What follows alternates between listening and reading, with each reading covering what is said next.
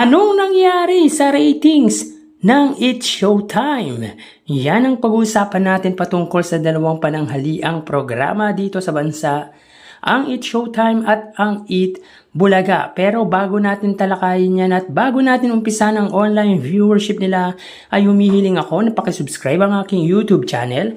Paki-like and share na din po mga kaparokya para mas dumami pa po ang makapanood ng content natin. Maraming salamat po sa inyo mga kaparokya. So yun nga mga kaparokya, anong nangyari sa ratings ng It's Showtime? Mga kaparokya, sa likod ng malawak na naabot po ng TV station nito na GMA ay bakit di makalayo sa ratings ng Eat Bulaga. Ang ibang programa mga kaparokya ng GMA ay malayo po ang pagitan nila sa TV5. Kahit po ang Batang Quiapo mga parokya, kung titingnan ninyo ang ratings ng TV5 at GMA sa Batang Quiapo ay malayo po ang pagitan nila. Malaking tulong po ang ratings na naaabot or nakukuha ng Batang Quiapo sa A to Z. Dahilan kung bakit mataas ang ratings ng Batang Quiapo. Anyways mga kaparokya, sa lumabas na latest TV ratings ng It's Showtime at Eat Bulaga, tanging 1.1% lang ang pagitan nila dahil ang It's Showtime po ay may 4.4% at 3.3% naman po para po sa Eat Bulaga. Ito po ay lumabas nitong nagdaang Lunes, August 11. Anyway, maliit na porsyento yan para sa isang malawak na naaabot ng TV stations nito at may malakas pa na signal unlike sa katapat na istasyon nito na TV5. Patunay po yan mga parokya, dito sa amin talagang mahina po ang signal ng TV5. Partida pa po yan mga kaparokya, nandito po tayo sa Kalakhang, Maynila. Anyway, okay lang sana kung mataas ang views ng It's Showtime online kasi even sa online mga kaparokya, tinatalo ng Eat Bulaga ang It's Showtime. Ang malala pa niyan mga kaparokya ay tambak talaga ang It's Showtime pagdating sa views online sa kanilang main YouTube channel. So hindi dikit, malayo po talaga ang pagitan nila. So kung 4.4% ang It's Showtime, i-assume po natin na 0.1% sa All TV at 0.2 hanggang 0.4 ang A to Z. Mababa pa nga yata ang estimated natin sa ratings ng A to Z. Meaning naglalaro po sa 3.9 to 4.1% ang ratings ng It's Showtime or ng GMA para sa It's Showtime.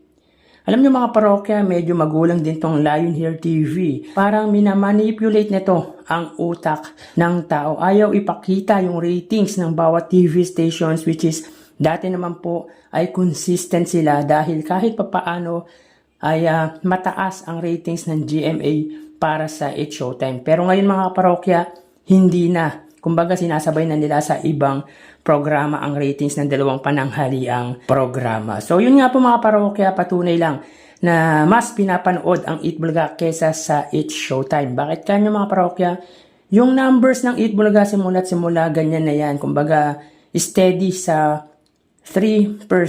Bumababa lang yan mga parokya kapag naulan dahil naapektuhan po ang signal ng TV5. Kaya para sa akin, mas pinapanood ang Eat Bulaga even sa online. So anong nangyari sa ratings ng GMA para sa It's Showtime? Kayo mga parokya, anong masasabi nyo patungkol dito? Paki-comment naman po sa comment section ng video ko na ito.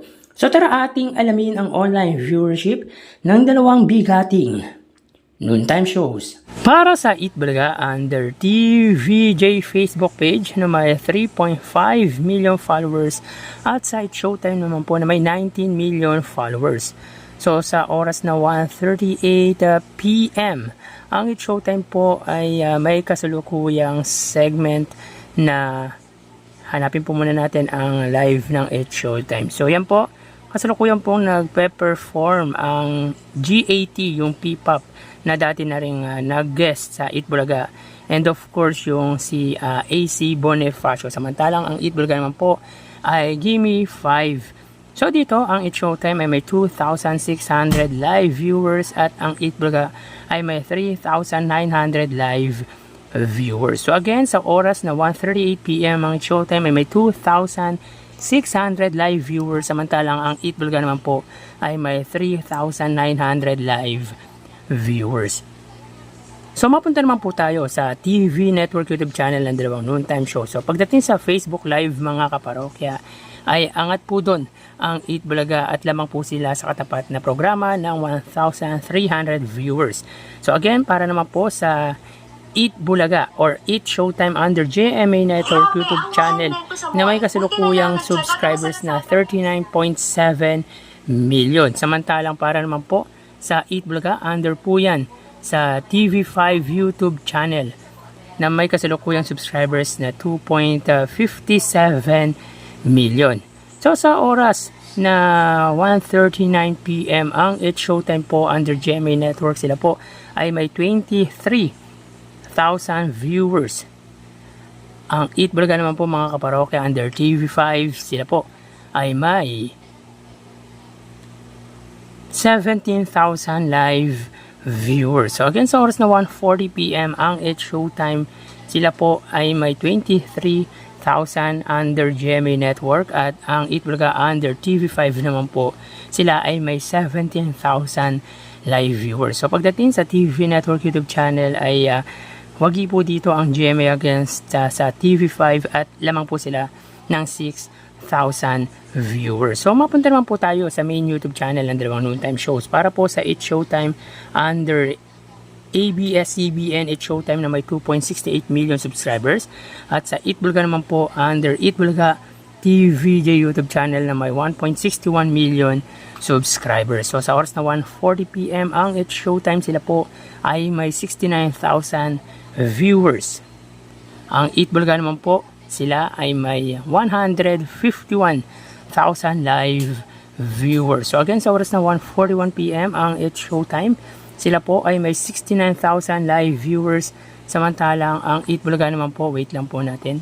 So again, ang Eat Showtime po, sila ay may 69,000 live viewers. Samantalang ang Eat Bulaga naman po, sila ay may live viewers na 151,000 viewers.